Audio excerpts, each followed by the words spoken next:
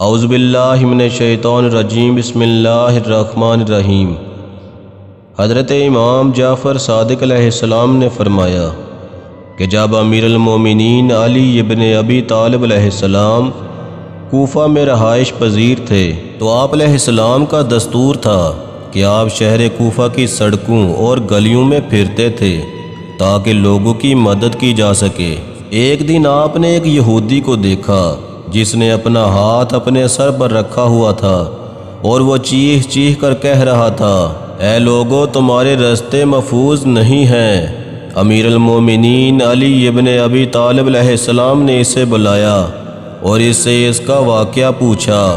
اس نے کہا، اے امیر المومنین، میں ایک یہودی تاجر ہوں، میں مال تجارت لے کر سبات مدائن سے روانہ ہوا ہوں۔ میرے پاس 60 گدھے تھے جن پر سامان تجارت لدا ہوا تھا، اور جب میں فلاں مقام پر پہنچا تو میرے سارے گدھے گم ہو گئے۔ خدا جانے انہیں زمین نکل گئی یا آسمان نے انہیں اٹھا لیا۔ مولا کائنات امیر المومنین علی علیہ السلام نے اسے تسلی دیتے ہوئے فرمایا، مت گھبراؤ، خدا نے چاہا تو تمہاری کوئی چیز ضائع نہیں ہوگی۔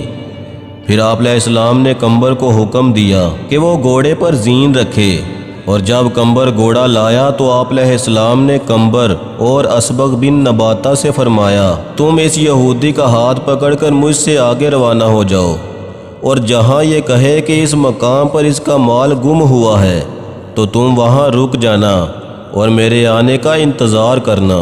الغرض کمبر اس یہودی کو ساتھ لے کر روانہ ہوئے۔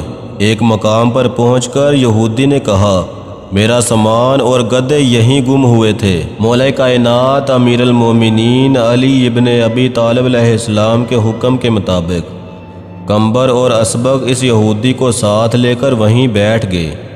کچھ دیر بعد حضرت علی علیہ السلام وہاں تشریف لائے اور آپ علیہ السلام نے اپنے کوڑے کے ساتھ وہاں ایک دائرہ سا بنایا اور ان سے فرمایا کہ تم تینوں اس دائرے کے درمیان جا کر بیٹھ جاؤ، اور جب تک میں تمہیں باہر آنے کے لیے نہ کہوں اس وقت تک کوئی بھی اس دائرے سے باہر نہ آنا۔ اگر تم میں سے کوئی بھی باہر آیا تو جنات اسے اٹھا کر لے جائیں گے۔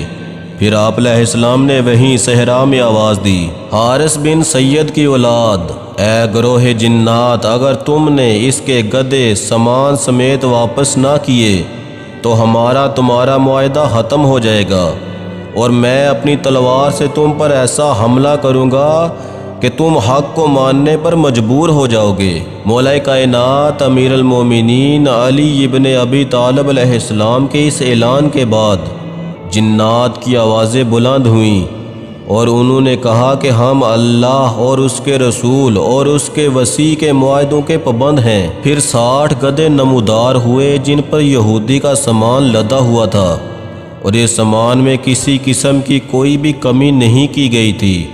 اس کے بعد امام علی علیہ السلام نے ان تینوں کو دائرہ سے باہر آنے کا حکم دیا، اور آپ علیہ السلام نے سامان سے لدے ہوئے گدھے یہودی کے سپرد کیے۔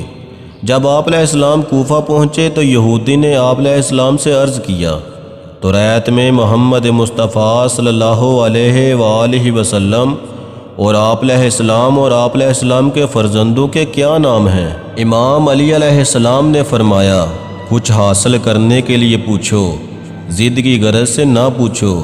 تو رات میں حضرت محمد مصطفیٰ صلی اللہ علیہ وآلہ وسلم کا نام تاب ہے، میرا نام ایلیا ہے، اور میرے دونوں فرزندوں کا نام شبر و شبیر ہے۔ اس وقت یہودی نے بے ساختہ کہا، اشہد ان لا الہ الا اللہ وحدہ لا شریک لہ واشہد ان محمدً عبدہ ورسولہ، میں گواہی دیتا ہوں کہ اللہ کے سوا کوئی معبود نہیں، وہ وحدہ لا شریک ہے، اور میں گواہی دیتا ہوں کہ حضرت محمد مصطفیٰ صلی اللہ علیہ وآلہ وسلم اللہ کے رسول ہیں، اور آپ علیہ السلام ان کے بعد ان کے وصی ہیں، اور جو کچھ وہ لائے ہیں اور جو کچھ آپ لائے ہیں وہ سب حق ہے۔